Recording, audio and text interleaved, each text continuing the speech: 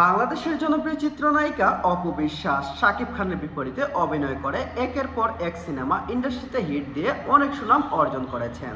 অবশেষে তিনি ইচ্ছা প্রকাশ করেছেন কলকাতার ডিরেক্টর সুজিত মুখার্জির সাথে সিনেমা করার জন্য। অবশেষে এ বিষয়ে মুখ খুললেন বাংলাদেশের জনপ্রিয় অভিনেত্রী অপু বিশ্বাস।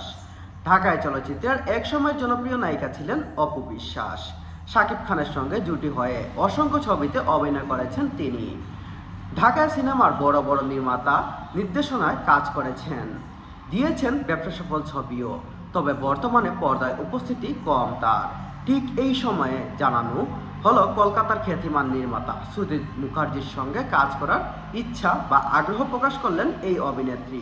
সম্প্রতি এই শোয়ে আলাপচারিতায় নিজের কেরিয়ার ও ভবিষ্যতের পরিকল্পনা নিয়ে কথা বলতে দেখা গেল অপু বিশ্বাসকে। সেখানে তিনি উল্লেখ করেন একজন শিল্পীর কেরিয়ার পরিচালকের ভূমিকা সবথেকে গুরুত্বপূর্ণ। তবে তার ভাষায় পরিচালকের মূলত একজন শিল্পীকে বেছে নেন এবং সেই নির্দেশনার মধ্যেই তৈরি হয় সিনেমা।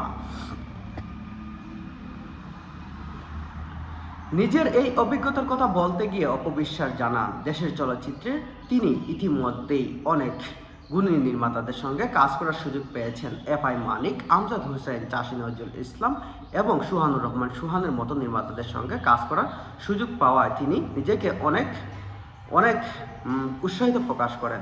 তবে নতুন করে কলকাতার চলচ্চিত্রে কাজ করার ইচ্ছা প্রকাশ করলেন তিনি।